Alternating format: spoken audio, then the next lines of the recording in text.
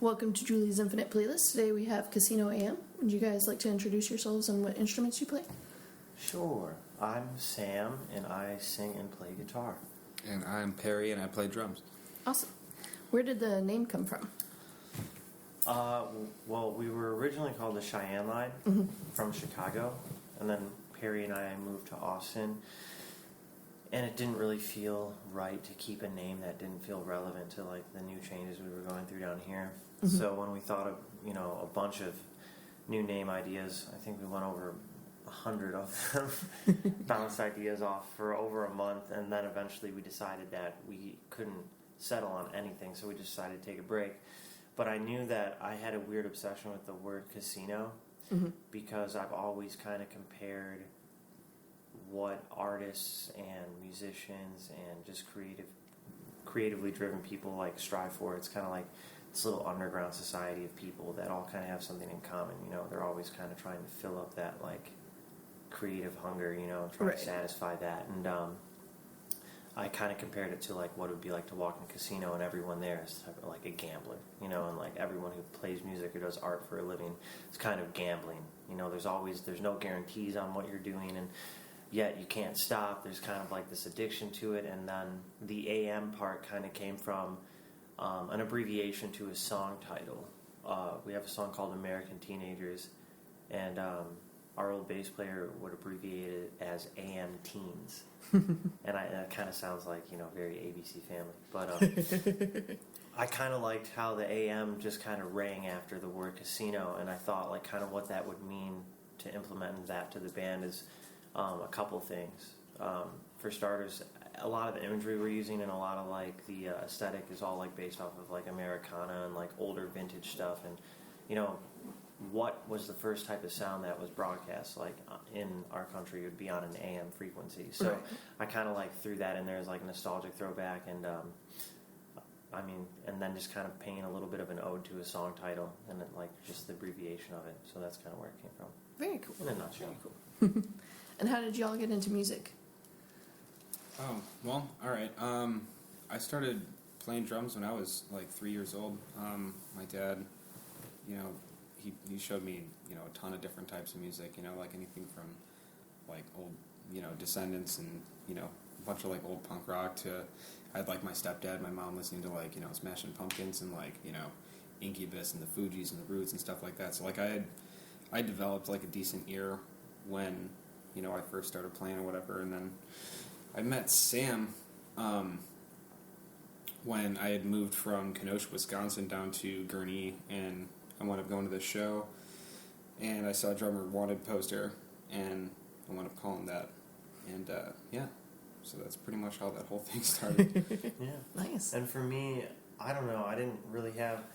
there's a lot of musical history in my family, but I was never really exposed to it, and I probably wouldn't have even paid attention to it growing up. I was just kind of like a nerd and a bit of an outcast. I didn't really have it.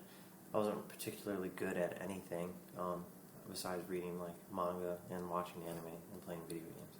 And then I remember going into freshman year, like that 8th grade summer, kind of going like, what am I? Like what do I do with myself? I was I knew I had a big imagination and a lot of like things going on in my head, and a lot of emotions to express, but really nowhere to put them. So I picked up a guitar because one of my friends was playing guitar, and I was like, oh, well, maybe like it'd be cool to be in a band.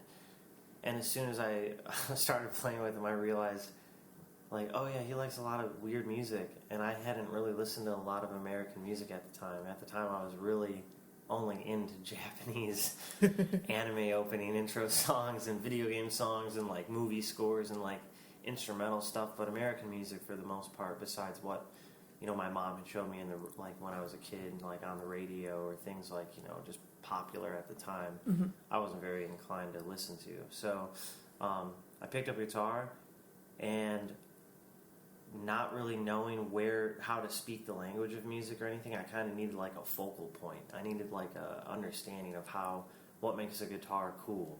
And like how do I make it cool for me, and that just kind of led to classic rock immediately and blues and things like that. And I just kind of developed from there and got into modern music as my high school life kind of progressed. You know, that's when I started listening to, you know, what people would classify as like the scene phase of like, you know, pop punk and emo stuff. I was never too into the metalcore or like heavy stuff. I liked hardcore punk and like, you know, post-hardcore stuff, but I was never really too much into the breakdown phase or anything like that. But I loved rock. I loved punk music.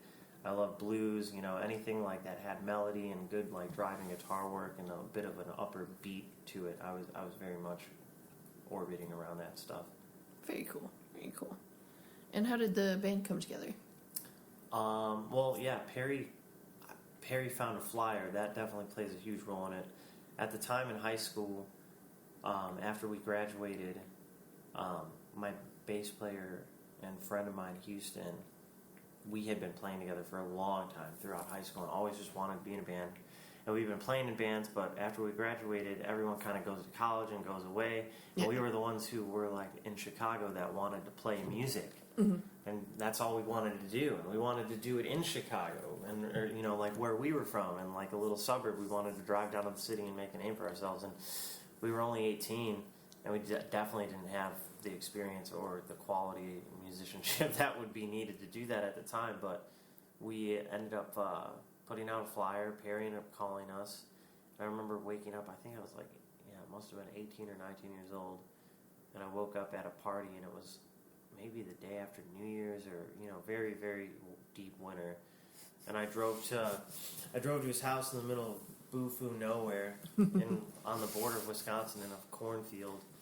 And I remember meeting him for the first time, and I remember thinking a couple things. One, like, he's not a band nerd. Like, when I talked to him on the phone, I kind of just thought he was a band geek, like a drummer like that was a genius, like some guy who just studied this crap.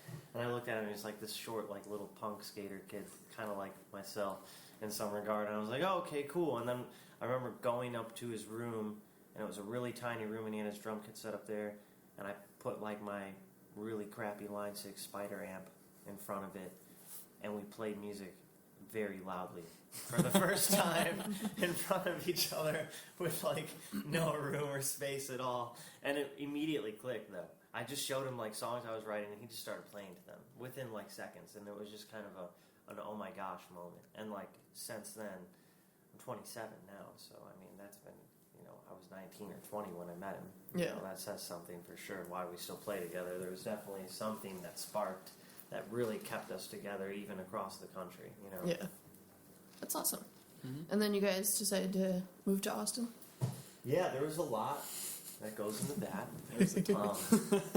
It wasn't like a conscious decision on anyone's part to do that or to move the band here at first. It was Perry came here first, and I shortly followed after we had talked about really what life was like without each other and each other's lives playing music, and what it meant to definitely, you know, what it would mean for us to strike that back up again, and what we would want to do differently this time around if we had another chance. And like Austin really has opened up its arms to us, and like we have met some of the best people in the music community you could possibly meet here. And absolutely, the bands are just so creative and talented and driven and supportive of each other, and it's just a huge mix. Yeah, and no one's even from here, Yeah.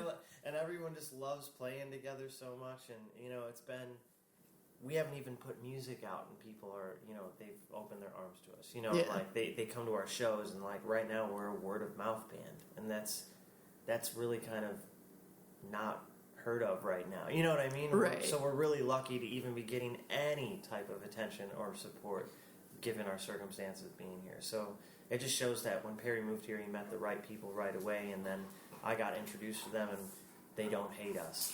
So that's a good thing. it all works out. That's a good thing. Yeah, I would say that Austin has a really great scene. I Oh, it does. very much enjoy like amazing. everybody that I've met. So Yeah. That was the one thing that, I mean, when I came down here, I really noticed that, I mean, there was a lot of similarities to the, you know, the demographic that we were a part of back there. Yeah, Like, no disrespect to any. there's We've a got great some scene great back people home. back home in Chicago. Like we like some of them still like come down and like tour down here and like they stay here Yeah. and stuff. You know, it's awesome. But I mean, like we came down and like we immediately realized that like there was kind of a really warm sense of commodity, and it's done nothing but really good for us right now. Yeah. So I mean, It's if kept us anything, charged up. yeah, I mean, it's and allowed us to motivated. kind of, just go in whatever direction that we need to, and no matter what kind of like stops and everything that we've had to make, just because of like member changes or whatever, it's like everybody's been extremely supportive, which is really Yeah. cool. That's awesome. Mhm. Awesome. And do you remember the name of the first band you were in, or was this it? Yeah, the first. Does it count if we played one like school talent show Yes. thing? All right. And it's a terrible name, and I have to give it to you then if it counts. It was A Task of Beauty and Disaster, and I was 15 Sounds like a 15-year-old band or name. 16, and it was great. I wasn't singing at the time; I was just playing guitar. It was before I even thought about singing. I was always thinking about writing songs as a guitar player, but like I had no interest in singing. I didn't Yeah. think I could, so I gravitated towards this guy in my high school who could play piano and sing, and he had like just the voice that really fit the times. It felt Yeah. like he was the the best person to stand behind, and I was like, well, I'll get behind this.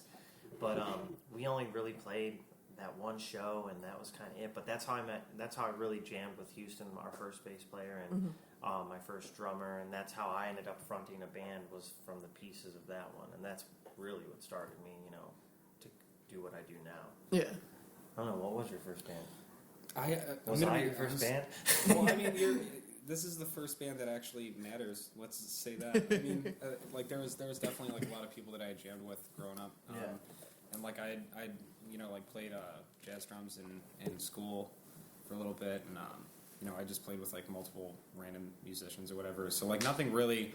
I honestly can't remember it. Okay. It was nothing really worth mentioning. So the let's just say Cheyenne that. line. Yeah, pretty much. All right. Yeah. That was like definitely my first take on a professional band, or trying to be professional. A good attempt, I Yeah. guess. Yeah. Good college try. And how many were there before the Cheyenne line? For me, three Yeah. three bands, and they were all high school projects. Kids trying to figure out how to even play music together. Yeah. And I'm proud of my senior year project that I had with the guys from my high school. That was my first time singing in key-ish and writing songs, and it sounded, people in the school were like blown away by it, and for the time I could see why, but looking back on it now, especially even seeing what kids in high school are putting out now, Yeah. I'm like, whoa, I was terrible. You know what I mean? But people really liked it. Yeah. People really liked it, and it was a nice feeling. It was cool. So, Technology has advanced ridiculously, Yes. and people can do so many things so much better than I think we they did, so. actually have implant chips for children now. Yeah. For guitar and singing and Exactly. things like that. Yeah, I think that's what's going on. For Yeah, sure. we're chopped liver now, dude. We're done There's for. there's this band in Austin called Room 24, but they just changed their name to From Tribes.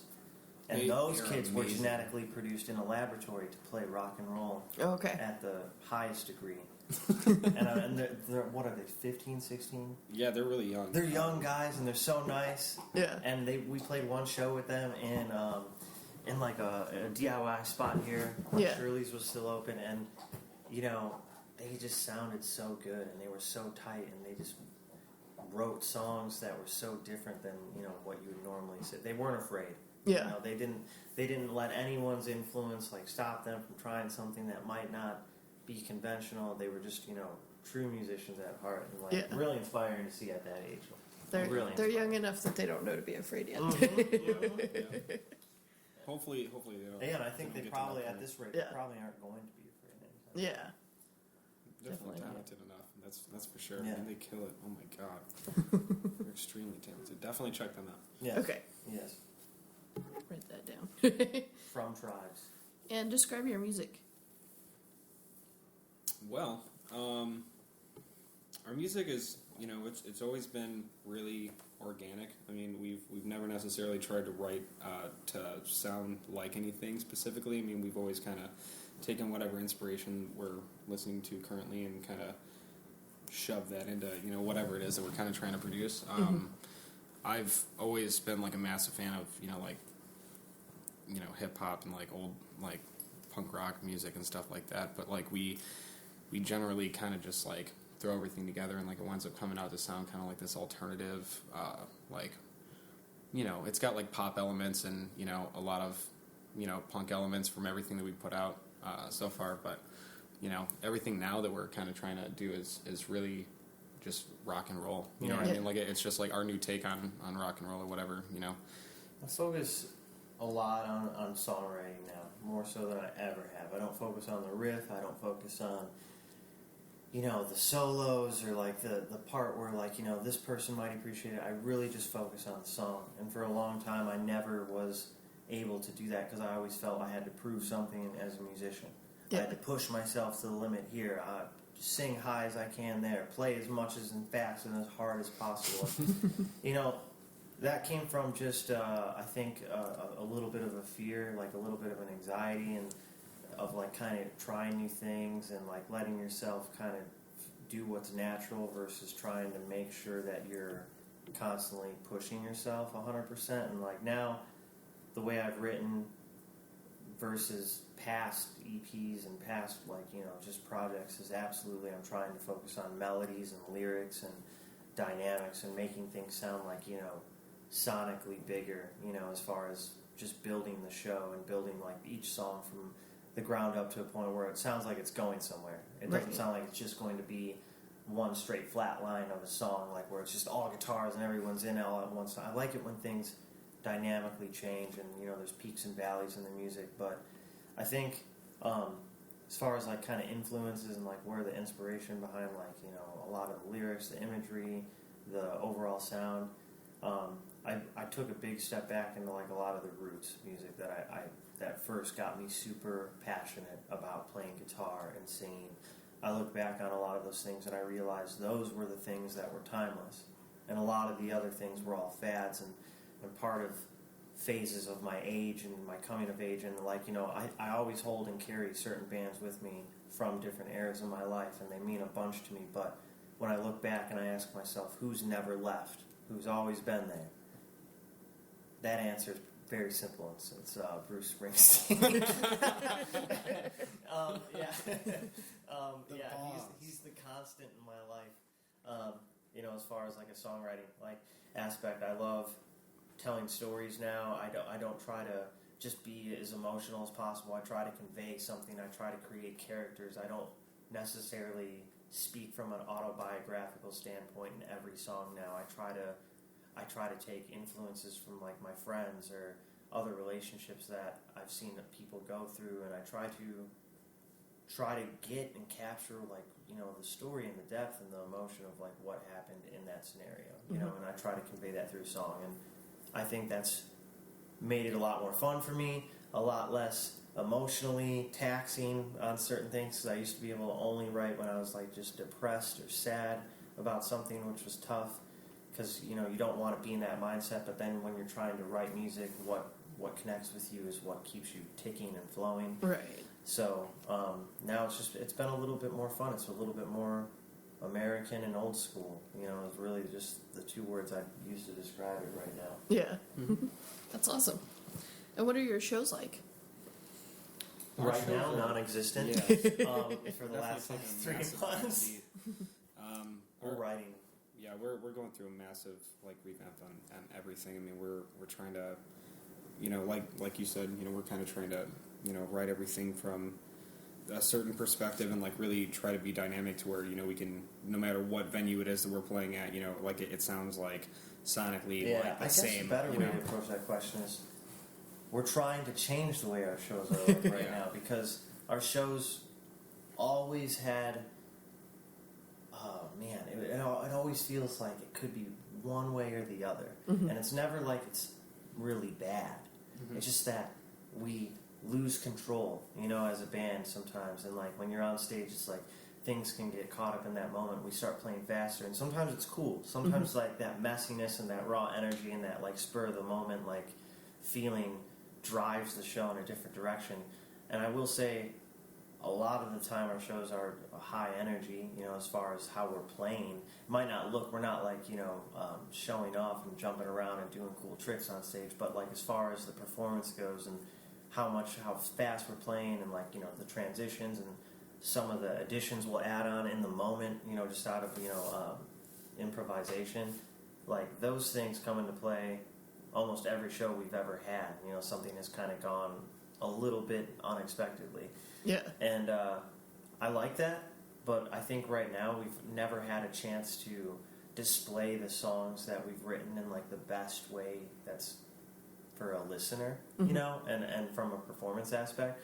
And like right now we're really trying to be the adults about that. You know what I mean? Try to like really be like, okay, we'll play on time here, Yeah. stop being such punk kids for a minute, even though everything comes from that root and has that fire and that passion, like we're gonna try to like look at it and be like, all right, we can clean that up, just a little bit, and I think that's where that's coming from right now. It's like we want our shows to feel very big and like involved, and sometimes there's a disconnect when you're so into that energy and you're like playing and so focused on like the improv between the band versus what you could do as a gift to the listener, as someone in the audience, like what you could do if you give them the opportunity to interact with you even, or maybe even just telling more stories like in between songs, about the song, keeping it short and sweet, or like just kind of giving the crowd a little bit something unexpected every time, and like we just want to be able to make sure that every show we play is going to be a little bit different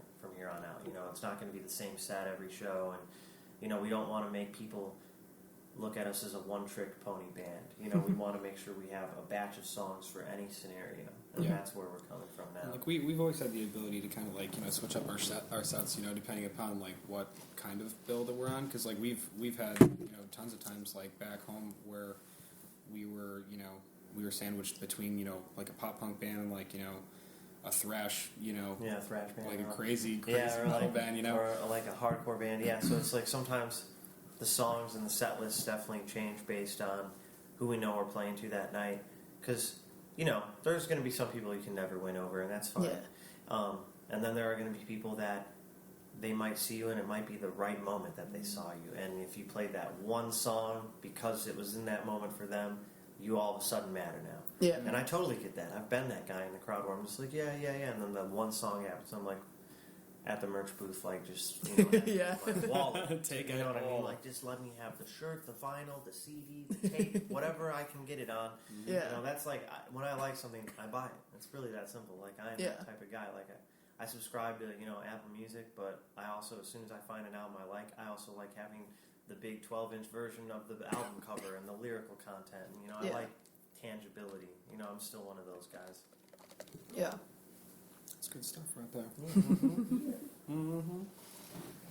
And what's your favorite thing about playing live?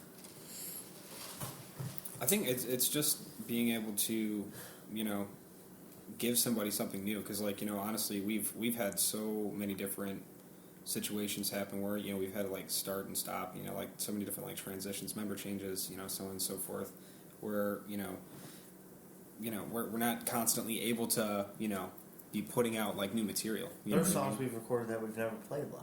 You know what I mean?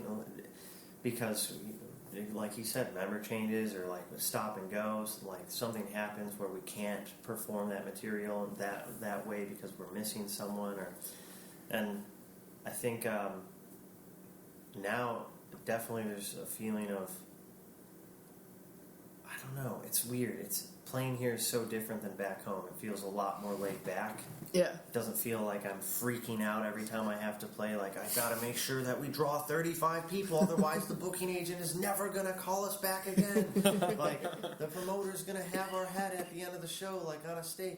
In Chicago, there's only like 5 venues that anyone's going to want to play, and then there's a bunch of badass basements and DIY spots that you can play. But sometimes those places only exist in one moment in time for one night only. And you can never have that back again. And you're lucky if you get on one of those little cool basement shows, but they're not always there for you. And so you have like places like Subterranean, Reggie's, House of Blues, Beat Kitchen, and that's it now, because Chicago doesn't even want venues there, it seems like sometimes. Oh, yeah. Some of like your favorite venues have I know, shut down. Double and stuff.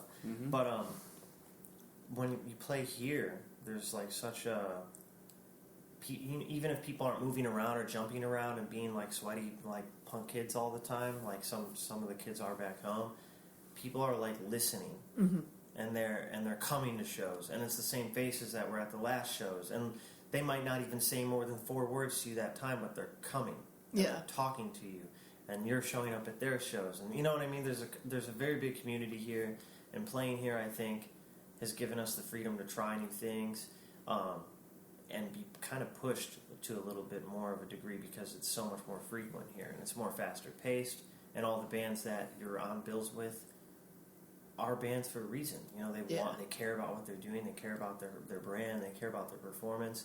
So it keeps you just wanting to make sure you're on top of your game too. But as far as like from just like a personal perspective, playing is probably when things go well, when things are sounding great and you're on stage and everything's good to go, even if there's only 2 people in the crowd, which thankfully I haven't had that happen in a long time, like a couple of years now. Yeah, I think like the last time that's happened, yeah, we Chicago. had like crazy like snowstorms or something. Yeah, back in Awful. Chicago when you play in the winter, no one can come out in the wintertime. Yeah. But that feeling is just when it's going well and it's sounding good, and like you know you're playing a song you've written and you've got your friends next to you and everyone's doing it right. That's kind of a infinite charge of power. You know what I mean? It just feels very, very good. It makes you feel very refreshed, and it's kind of like an exorcism for me. It feels like I come back like refreshed and anew after every show, something like that. Yeah. Yeah, it's definitely it's a high for sure. Yeah. I mean, it's something that like, you know, I think like I said, you know, we're not keep doing it. Yeah, I mean, we're finally able to, you know, for those 30 minutes or 25 minutes or whatever, you know, we're able to kind of like show everybody like, you know, what we kind of been doing, and you know, Kind show of, people you like, mean like dedicating a whole well, life, yeah. and like sweating yeah, and crying pretty over much, and you know, arguing. dealing with Yeah. a bunch of bullshit. We get you know, 25 minutes to show you what we die over Yeah. on a weekly basis. yeah. So it's nice to eventually wind up putting that out, you know, and you know, hoping to God that it gets you know, received in the right way. So Yeah. it's good stuff. And you kind of already gone over it a little bit, but what's your writing process like? Well, I call a few people and I buy a couple songs. And, We've got some days that would access be of, the greatest option. When I first started singing and writing for like my previous bands in high school, it was just because no one else would, and I started realizing that I was more of a writer than I was able to cover people's music or learn other people's music. I was able to just create things, and the only thing that would stop me from finishing a song or getting something done or making it playable would be like, you know, not having the right chemistry with bandmates, or the musicians, you know, weren't quite at the level to be playing in a band yet, and that just all comes with jamming with different people in high school and being young. But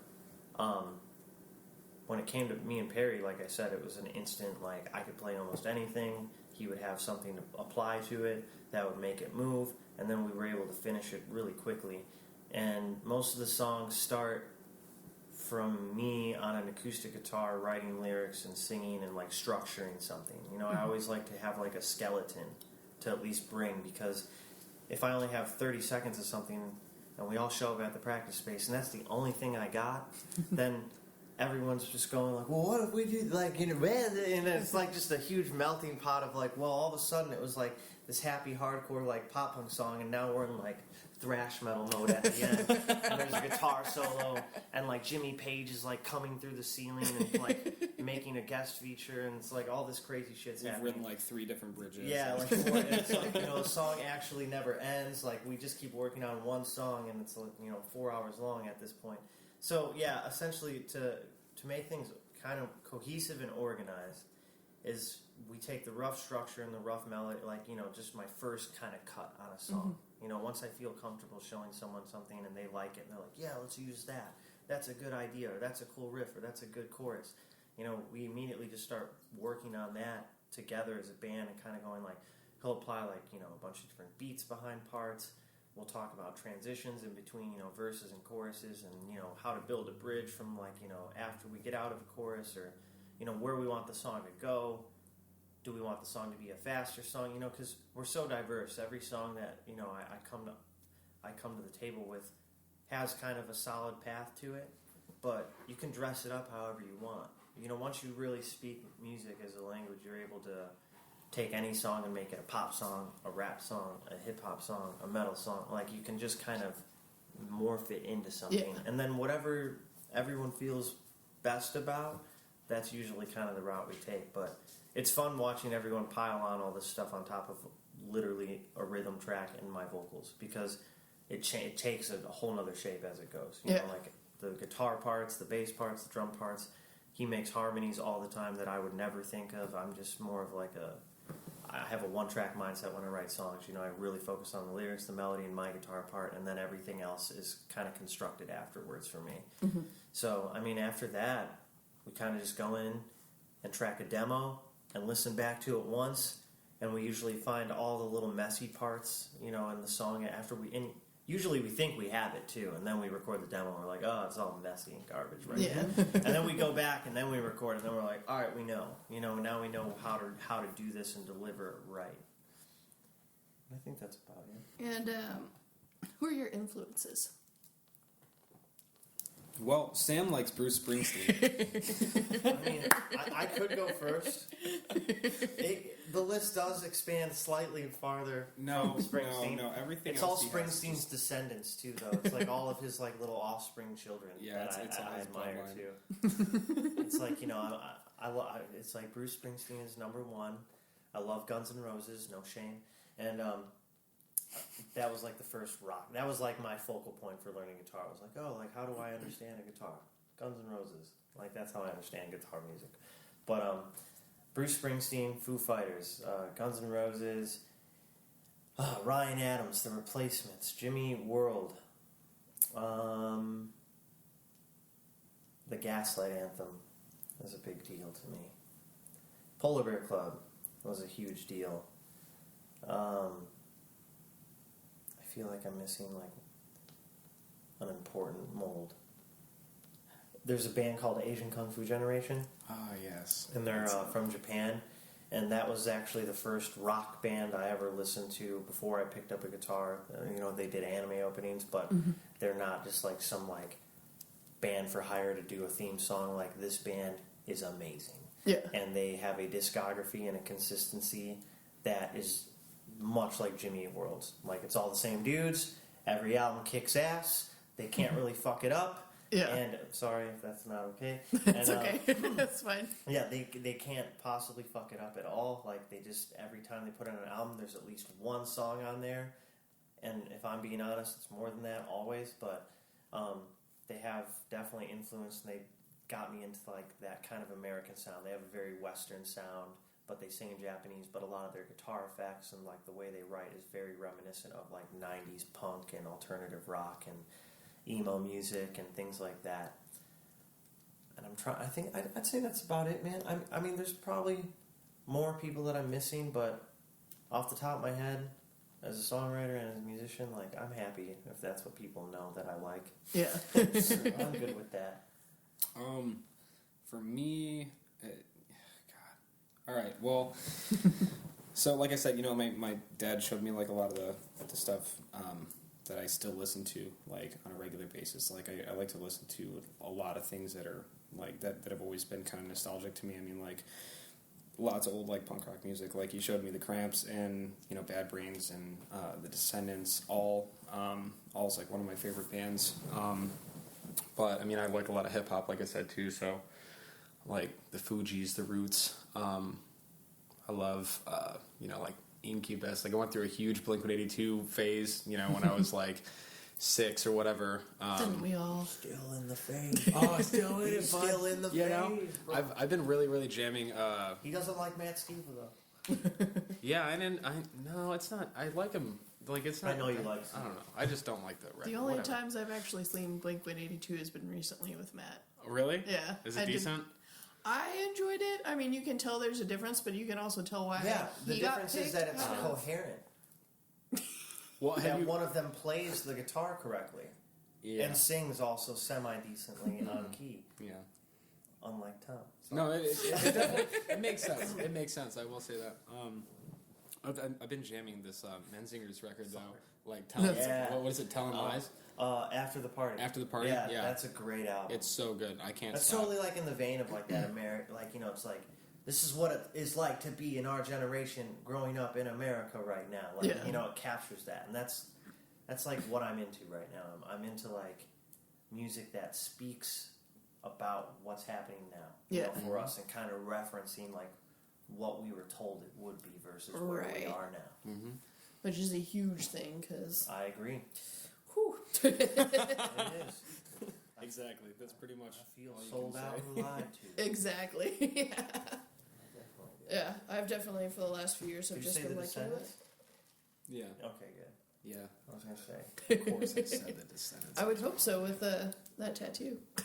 Oh yeah, Shit, yeah. I'm tattooing my leg. This is the first tattoo I've ever done. I'm doing it on my calf. Right Oh, now. nice. So I am like slowly doing it. Yeah. I did like this red part yesterday. It looks bad. Everyone that's listening, if anyone's And I guess I should It's also in the process, it's fine. slowly but sure. Rise Against. Oh, That's yeah. That's Yeah. a huge deal to me too. As a Chicago band, like growing up in even just the suburbs, like Rise Against and Fall Out Boy and like those. Yeah. They're from the city, like Arlington Heights area, and you just watching those bands blow up, it puts something in your head, just Yeah. like Alkaline Trio does. Right. All those. It's cool. Like Chicago did have this awesome little explosion of punk rock music in like the late '90s or early 2000s. Yeah. And that definitely influenced me a ton. Yeah. We Yeah. we missed the boat, bud. Yeah. And then we missed the second boat too. It's okay. You're coming into this Austin boat that I think. Yeah, the is Austin gonna- boat's really cool, and it seems like they like rock and roll a little bit more. So I'm like, It's a sexier boat. I feel you I feel good. It's a It is a good pretty- looking boat. feel it's a pretty very good I feel boat. very good. It's got I some like this boat. comfortable. It's nice and big. Everybody can Yeah. join. It's spacious. Yes. And who do you listen to that you think would surprise people? Man, I don't know. Well, I think that when I talk about like the hip hop that I like, it surprises people sometimes. Like one of my favorite hip hop albums of all time is Black on Both Sides from Mos Def. Like, I mean, honestly, like I've listened to like a lot more hip hop than I think I ever have now. But I mean, I grew up with like a lot of the same stuff I listened to, like the score from the Fugees. Yeah. Like, I don't know. I mean, like I have like these weird spurts where like I'll listen to like Azimuth. Azimuth is like this '70s kind of like instrumental band that's like they have like samba and like all these like crazy kind of just really really jammy kind of I don't know trippy kind of music I guess, but it's really really cool. Yeah. Definitely check them out. For me, I've got some great guilty pleasures. This is not. There's no such thing as guilty pleasures. In Yeah, this. and that's kind of what we're about to realize when I start saying all this stuff. I think the Justin Bieber album "Purpose" is actually fucking awesome. That was the one with With What do you what mean? do you and mean? everything. It's Yeah. Where Are You Now? Company. Sorry. I agree. I actually think very the much whole enjoyed that I think album. the whole album from start to finish is actually really damn good. I don't think people would expect that from me at all. Yeah. Obviously, to like that, and I'll support that album like any day of the week. As a matter of fact, I want it on vinyl. I really like a lot of pop music. Like that's something I would have just like the past version of myself. If he could time travel in the future, he would like kick me in the nuts for being such a sellout. But like, I don't care. It's so good. Pop is just so good. It is good. Lord is amazing. I'm a huge Lord Yeah, fan. I I can love this band called second Bleachers. I think they're brilliant. Like some of the most brilliant songwriting and production methods like used right now. I love Kendrick Lamar. I think I haven't listened to Section 80, but I got Good Kid, Mad City when that album came out because my roommate was playing it, and I overheard it, and I was like, "What is this?" Yeah. And that was my first like door into the hip hop, music stream besides NWA, and that was like really it. Like Kendrick kind of like really he explained, just kicked open that door for me, and then I just started taking anything else I could Yeah. that was even remotely on that level of like musical depth and like lyrical content. It was just It was a genius. It's on my top 10 albums of all time. Like, you know, even with bundled in with some of the greatest rock records. I think Yeah. that album is brilliant. Well, what's that dope Afro Samurai Wu Tang? Oh yeah, there's like the Afro Samurai soundtrack.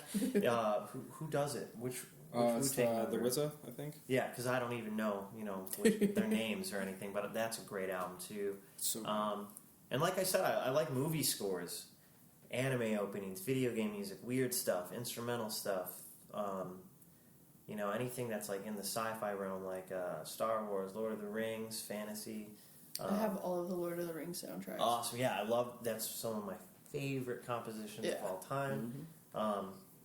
The Kingdom Hearts music is some of my favorite stuff. That's some really good music too. Yeah, My sister played that, and I would just sit there and listen. yeah, That's the all I music's cared just about. so good; it sucks you in right away.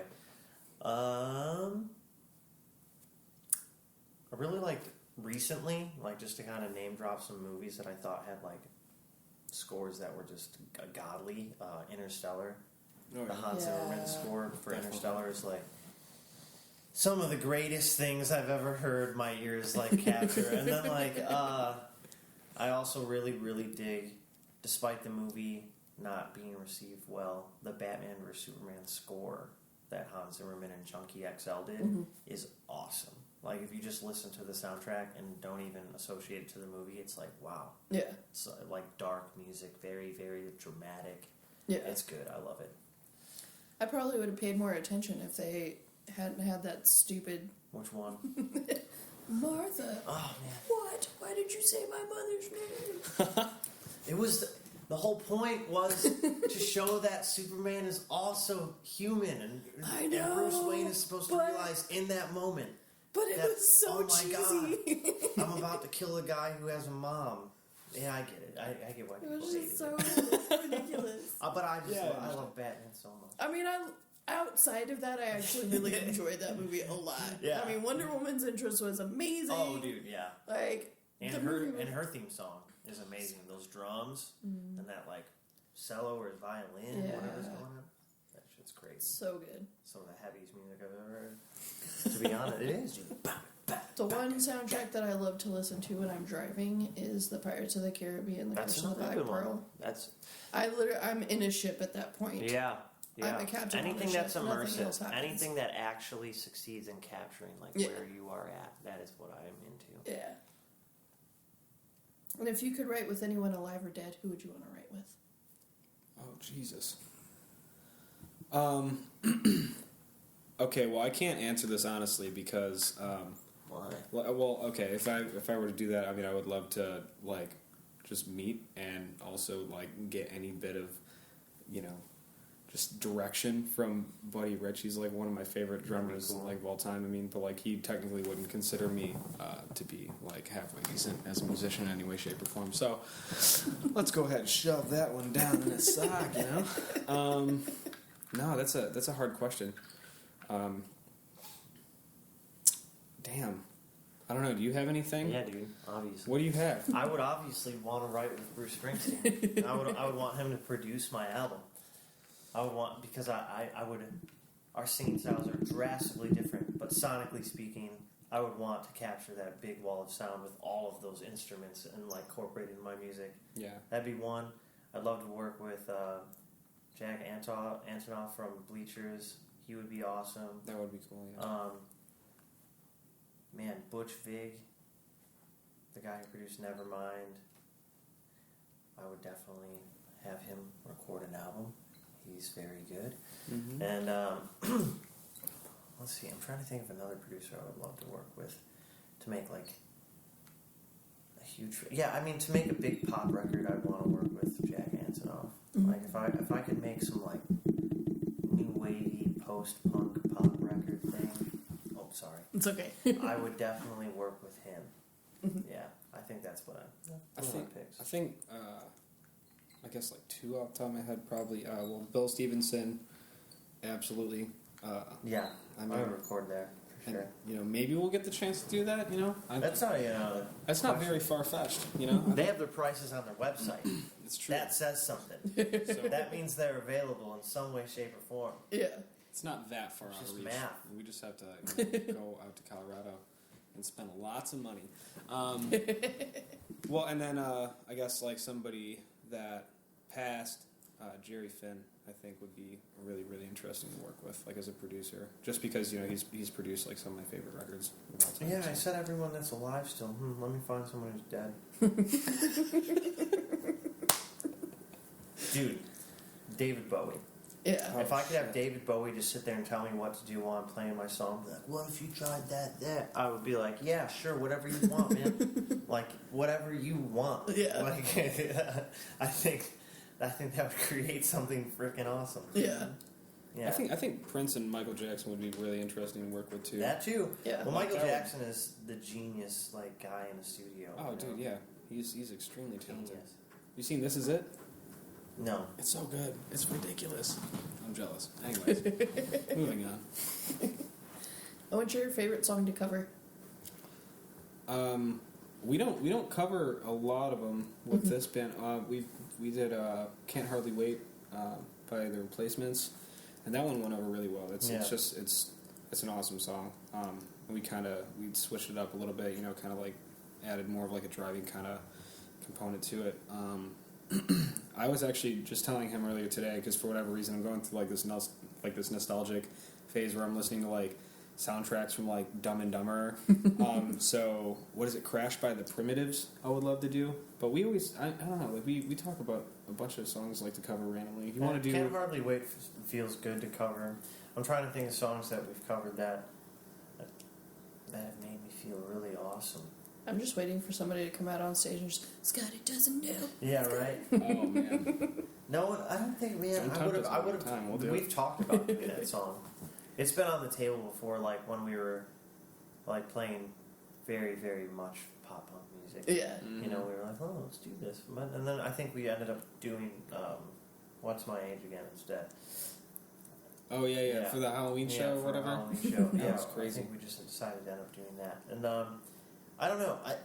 Yeah, we just don't cover too much, to be honest. Like, Can't Hardly Wait's the exception.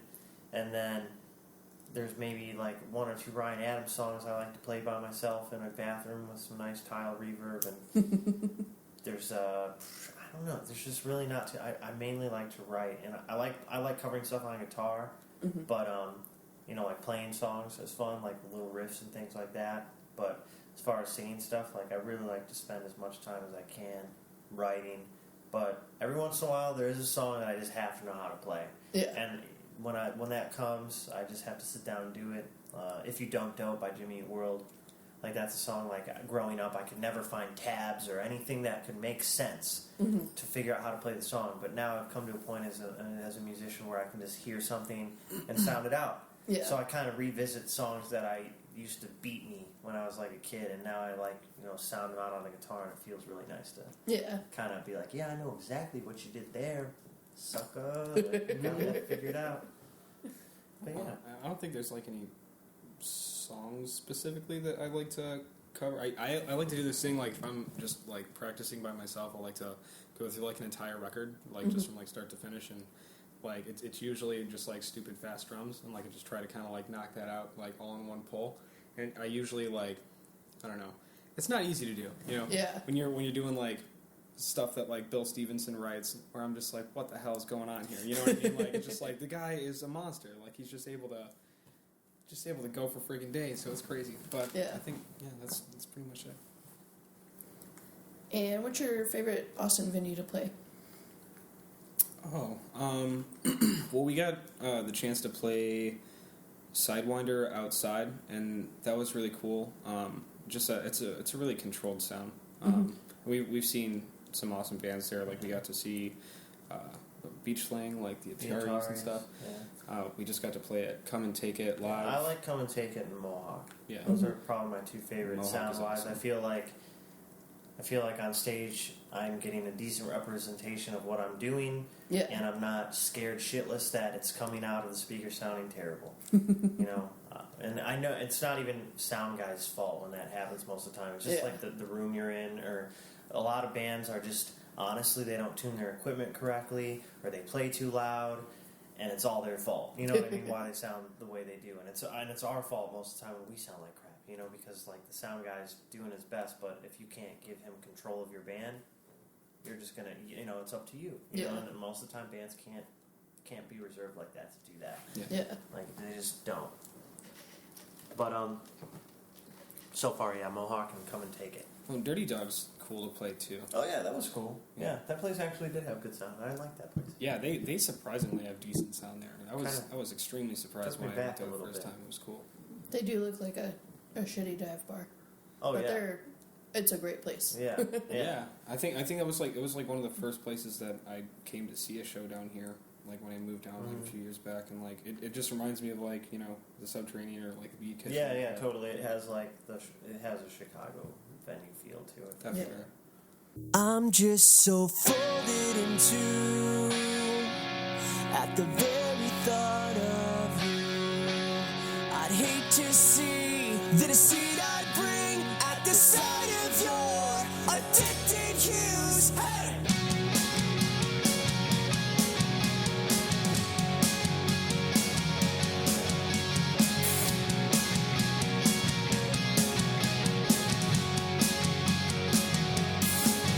We are intertwined. I just might die at the thought of never breathing you in again. I'll sink to the bottom of this pit at the attempt of holding you. A thought of this mess, the stories of us in my head don't quiet up to just what we did, and I'm just not ready to turn away. Forgive myself for everything. Oh, I'm just not better off that way. I'm just not better off that way.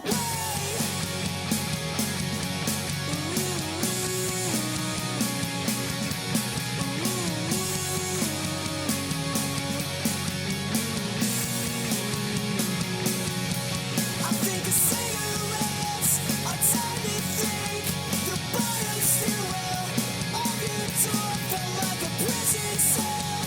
Talking about how I do anything for leave tonight, and if we both had a way, our memories and put death to thought.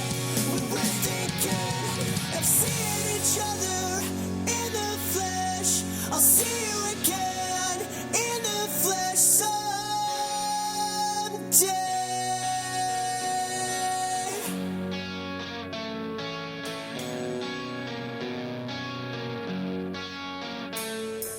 You took the stairs as I played out my exit. I slept in my car, Colorado cold pavement. We don't talk about it now. We don't talk about it now. We don't talk about it now. We don't talk about it now. We don't talk about it now. We don't talk about it now. We don't talk about it now. We don't talk about it now.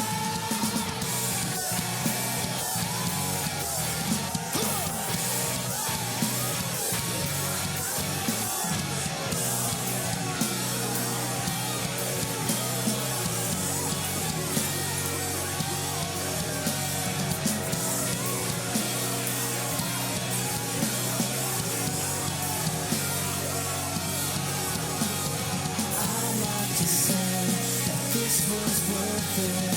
I'd like to say that this was worth it. I'd like to say that this was worth it. I'd like to say that this was worth it. I'd like to say that this was worth it. I'd like to say that this was worth it. I'd like to say that this was worth it. I'd like to say that this was worth it, yeah.